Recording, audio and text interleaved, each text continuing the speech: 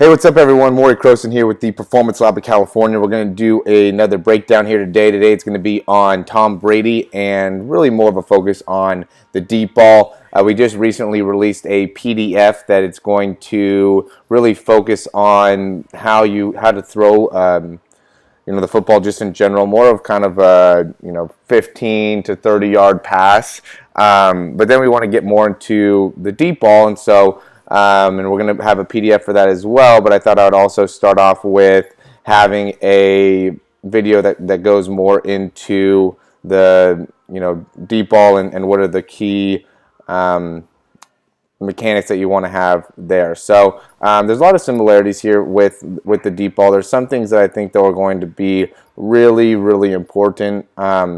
And I think the biggest one is the load and making sure that when you load, you have plenty of weight on that back leg. So you can see how when Tom Brady loads here, how much weight is back. He takes kind of a bigger step when he's getting ready, but you can definitely tell he's got some baseball background just because of how he gets that rotation going in the back leg as he begins the throw. And you can also see how much disassociation he has, and by that I mean how much his hips turn open before his upper body does, and that's different in the deep ball than it is in just like the regular pass. So usually he does a better job of getting that upper body going faster when you're talking about a maybe 20-25 yard throw. But when he goes with a deep ball, he's creating a lot of torque there by rotating really early in those hips and making so that that shoulder stays back. And then when he comes through, you could even see he has a big whipping action with the head and with the side,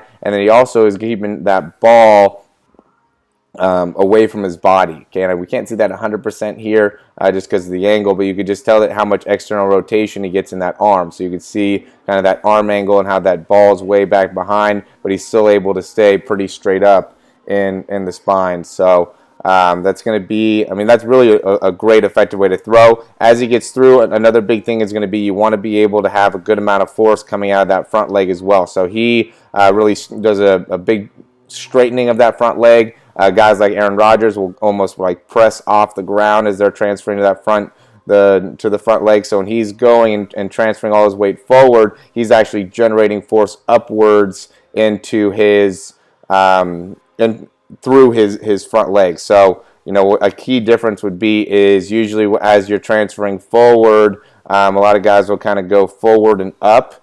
Okay, but what he's doing is he's actually, for the deep ball, he's rotating and almost maybe sinking down a little bit, and then as he gets ready to release and as that ball is coming up overhead, now is when that raise happens, and now is when he really drives those hips through and extends through that front leg as he's getting ready to release the ball. I have another example here of his throw, but that does it pretty good. All of them were basically from the side here, so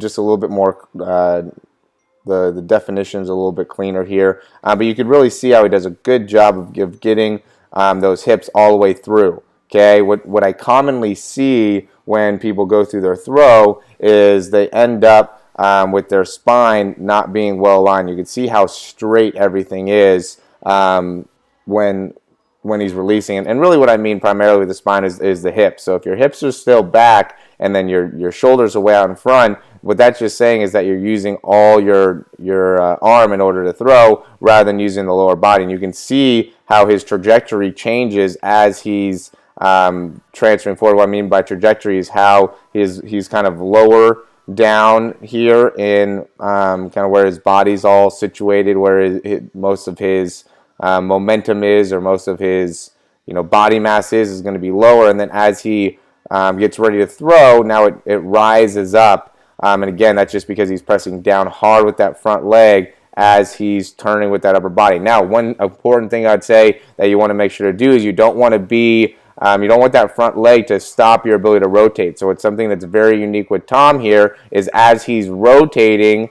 in his hips, and also straightening with that knee, he's keeping rotation in his shoulders, in his T-spine, and also in his hips as he's coming all the way through, and really driving off of that back leg. So what will happen is as people start to straighten with that front knee, their hips will stop rotating. So then they'll end up with their hips stuck more kind of back here, and then they'll get into too much extension in their lower back. Tom is getting close there in that he, is getting a little bit of extension in his back, but he gets those hips all the way through and continues rotation. You can see how he's rotating here in the shoulders as he's getting rid of the ball. And he also has a really high release, okay? I'd say the last thing that you want to really focus on is make sure you're getting your hand on top of the ball as you're throwing, okay? Try to get, especially for those deep balls, if your hand's not doing a good job, you don't have good wrist stabilization, then you're not going to be able to get that ball to tail over and drop back down. So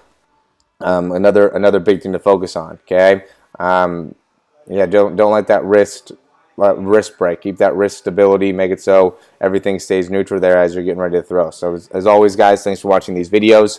If you want to learn more about how to throw the deep ball with with more individual video, you can go and check out our membership page. We have a video there. We also talk about how to throw on the run, how to throw from a lot of different positions. So that's a good thing to check out. Also, reach out to us. We have a whole off-season program that we're making that I think is going to be super beneficial. If you haven't checked out our PDF, go ahead and download that. You can find it on our website. It's really going to be a great thing. You can learn all the ins and outs of how to throw a football. Last thing, if you want to look more into the off-season program, which is we'll give you exercises to do. We'll do breakdowns for you. Just make it so you could really spend the next 5 to 6 months during your off season on really honing in on your mechanics and how you can be the best quarterback that you can be. So we're really trying to do a good job this off season of getting some really good mechanics out there all around the world and making it so people can really get to the next level in their ability to perform. So